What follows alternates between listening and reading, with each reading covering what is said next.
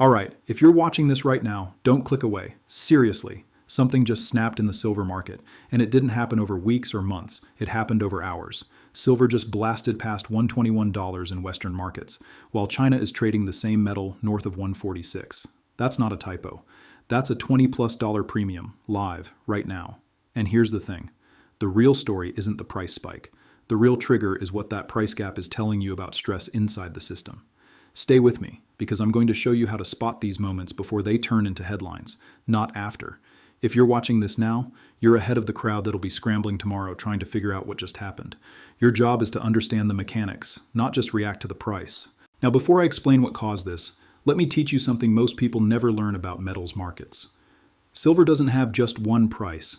It has a paper price, which trades fast and cheap on exchanges, and it has a physical price, which moves slower but tells the truth when supply actually tightens.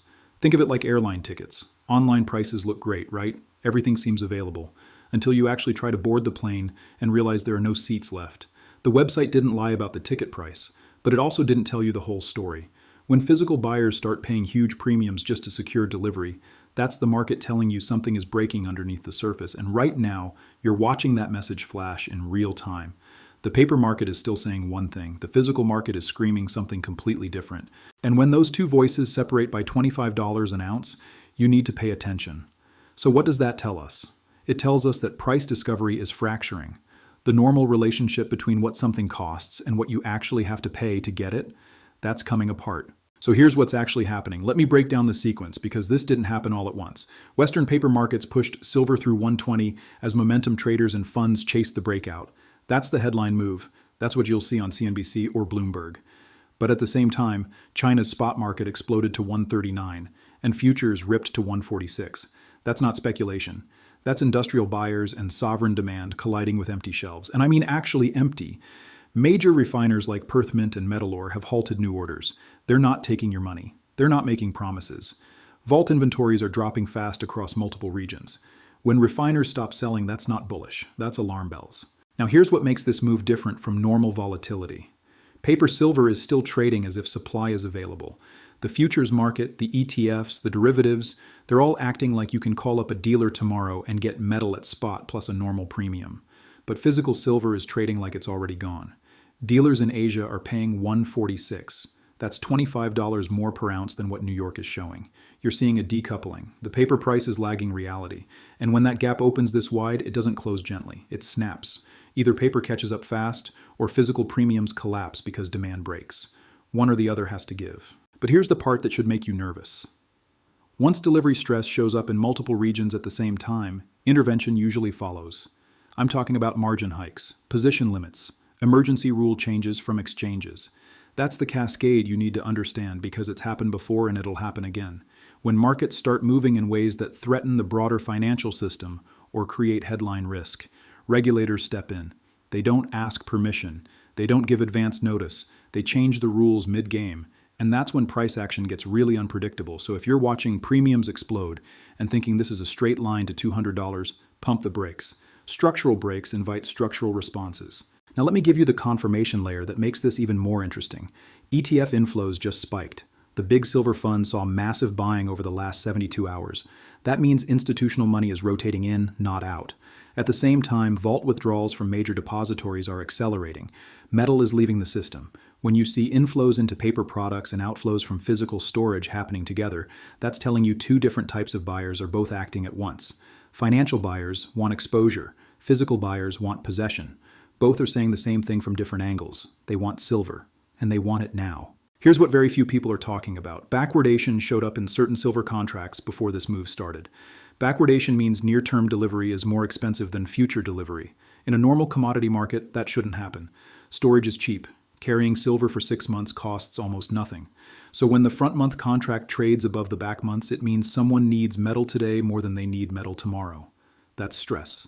That's urgency. And when you combine backwardation with rising premiums and falling inventories, you've got a structural signal that's screaming at you.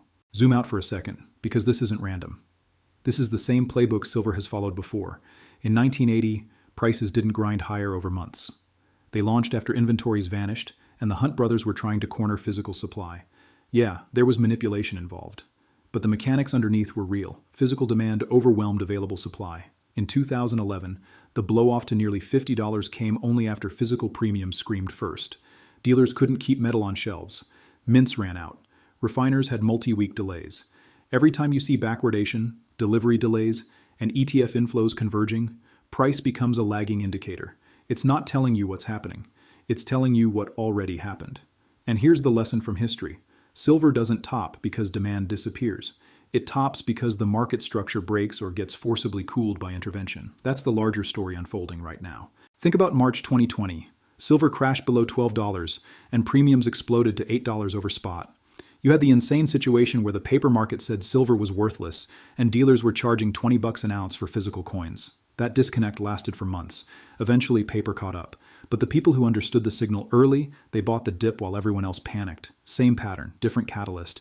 Physical tells you the truth first. Now let me be skeptical for a moment because I want you to hear independent thinking, not just hype. Could this be exaggerated? Sure. Could some of these premiums be driven by logistical bottlenecks instead of real supply shortages? Absolutely. Could governments step in and suppress volatility through coordinated selling or policy changes? Yeah, they could. Markets don't move in straight lines, and silver especially loves to humble people who get emotional. I've watched traders blow up chasing silver moves because they confused momentum with inevitability.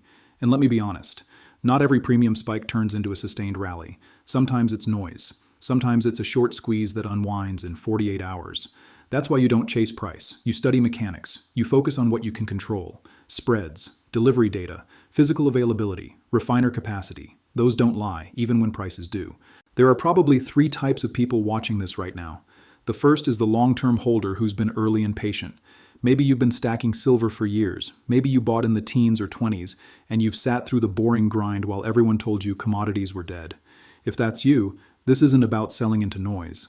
It's about risk management and awareness. Know where interventions usually show up. Know that parabolic moves attract regulation. You've been right about the thesis. Don't let excitement turn into a mistake. Take some profits if it makes sense. Secure your position. But don't abandon the trade just because it finally moved. The second is the trader who feels the FOMO kicking in. I get it. You see silver ripping 20% in a week, and your brain says you're missing out. But if you're late, your edge isn't speed. It's patience. Let volatility come to you. Wait for pullbacks. Wait for consolidation. The worst trade you can make is chasing a vertical move with no plan and no stop. If you buy 125 because it hit 121, what's your exit? What's your risk? What happens if it drops back to 110 tomorrow? Think through the mechanics, not just the price action. And the third is the skeptic who thinks this is all hype. You think this is just another pump, another narrative that'll fade in a week. That perspective is healthy. Honestly, skepticism keeps you from getting wrecked. But don't ignore the data. Premiums don't lie, inventories don't lie, global deficits don't lie. You don't have to be bullish. You don't have to own silver, but you should understand what's happening and why. No matter who you are, the universal rule is this: structure matters more than price. If the structure is breaking, the price will eventually follow. If the structure is fine and this is just noise, the price will mean revert. Your job is to figure out which one we're dealing with. So here's where I stand. I'm not euphoric and I'm not dismissive. I'm focused. Let me tell you what I'm personally watching. First, I'm watching physical premiums, especially Asia versus the West.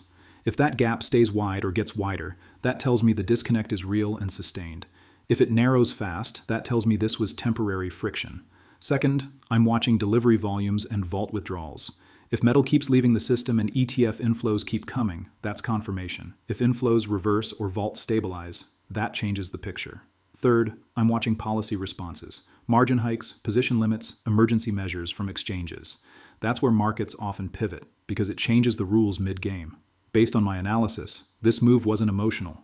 It was mechanical. It was structural.